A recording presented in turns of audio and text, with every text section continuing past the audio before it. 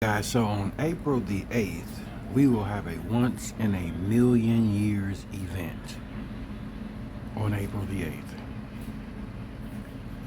7 planets will be aligned at the time of this solar eclipse, which so happens to fall on a Monday. Now, this is just my own personal study, and I'm going to say it again, reading Leviticus 23, that everybody talks about, the world talks about, worldly churches say, Good Friday, Good Friday. Monday, Tuesday, Wednesday, the pagan names of those days that we look at on the calendar. But the Bible calls the first day, second day, and the third day. Okay? So, this is going to be happening on a pagan Monday.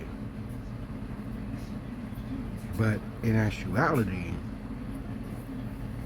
this would have been the beginning of the 3 days that the Son of Man would have been in the ground. Now, I know the scripture doesn't say he was risen on a Sunday, it says the first day of the week. But we know Daniel 7:25 talks about the enemy changing the time. And I also believe that Christ said, you shall know the hour if you are watching. Now, of course, I've always said that the hour, for me, the more I keep reading and meditating on the scriptures, that it doesn't mean 12 o'clock or 3 o'clock or 4 o'clock.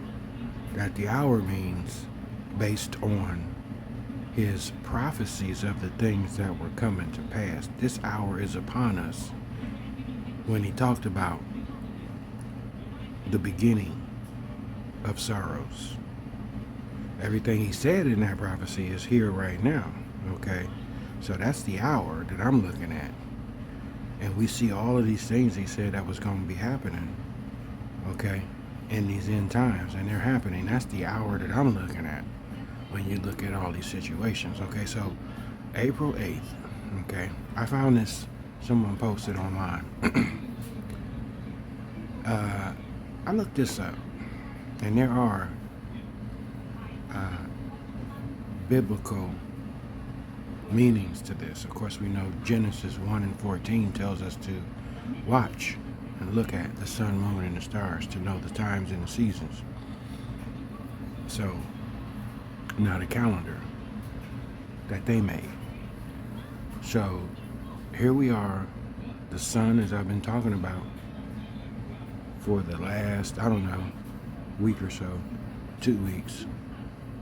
We're back at the sun, right? Moon and the stars. God does call and does bring this up in the Word, in the Bible, in the Scriptures. Okay?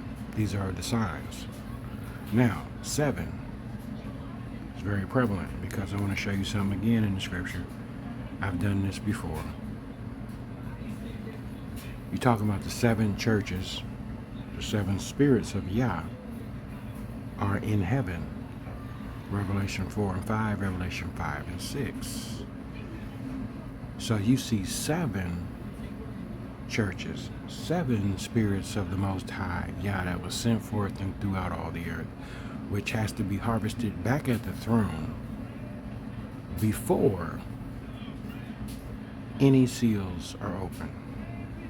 This hasn't happened in our timeline yet, but Ecclesiastes chapter 3 and 15 do tell us that these things have already happened according to God's timeline. He ain't concerned. I don't truly believe he's concerned with our time, because his time is the ultimate time. He don't live by our time. Okay, it's the opposite. It's the opposite. One day at the throne is as 1,000 years on earth. So, I mean, whose time is more relevant, ours or his? This is the reason where we get a lot of confusion at. We're all trying to figure it out. Okay? But here we are. We're reading a book that tells the future, and that was written almost 2,000 years ago, but telling the future today. That's hard for people to understand or to grasp. So I just wanted to bring this to your attention real quick about those 7 planets lining up. And then you see the 7 spirits of Yah lined up before the throne. Okay? I'm not saying what's going to happen, what may happen. All I'm doing is showing you the verses and then showing you scripture, showing you the sun, moon, and the stars, what's getting ready to happen on April 8th. Something to think about. Something to think about. Peace.